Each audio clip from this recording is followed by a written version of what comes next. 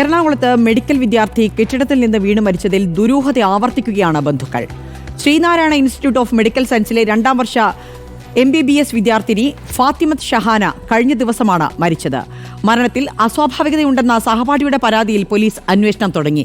ബന്ധുക്കളും പോലീസിൽ പരാതി നൽകാൻ ഒരുങ്ങുകയാണ്. കഴിഞ്ഞ ദിവസം രാത്രിയാണ് ഹോസ്റ്റലിന്റെ 7ാം നിലയിൽ നിന്നും ഫാത്തിമത്ത് ഷഹാന താഴേക്ക് വീഴുന്നത്. വീഴ്ചയിലേറ്റ പരിക്ക് ഗുരുതരമായിരുന്നു. ചികിത്സയിലിരിക്കെ പുലർച്ചെയോടെ മരണം സ്ഥിരീകരിച്ചു.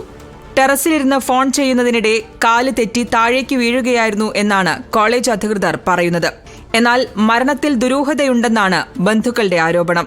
5ാം നിലയിൽ താമസിക്കുന്ന ഷഹാന എന്തിന് 7ാം നിലയിൽ പോയി, ഉയർന്ന കൈവരിയുള്ള സ്റ്റെയർകേസിൽ നിന്ന് എങ്ങനെ താഴേക്ക് വീഴും എന്നീ ചോദ്യങ്ങളാണ് പ്രധാനമായും അവർ ഉന്നയിക്കുന്നത്. മരണവിവരമറിഞ്ഞ് ഷഹാനയുടെ ബന്ധുക്കൾ കോളേജിലെത്തി ഈ സംശയങ്ങൾ ഉന്നയിക്കുകയും ചെയ്തു. മൊഴിയെടുക്കാനെത്തിയ പോലീസിനോടും ബന്ധുക്കൾ ഇതേ സംശയങ്ങൾ ഉന്നയിച്ചു. മരണത്തിന് പിന്നിലെ അസ്വാഭാവികത അന്വേഷിക്കണമെന്നാവശ്യപ്പെട്ട് പരാതി നൽകാൻ ഒരുങ്ങുകയാണ് കുടുംബം.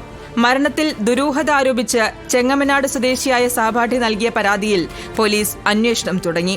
അടുത്ത ദിവസം തന്നെ ഷഹാനയുടെ ബന്ധുക്കൾ പോലീസിൽ പരാതി നൽകും. കണ്ണൂർ ഇരിക്കൂർ പെരുവളത്തുപറമ്പ് സ്വദേശിയാണ് മരിച്ച ഫാത്തിമത്ത് ഷഹാന. റിപ്പോർട്ടർ, കണ്ണൂർ.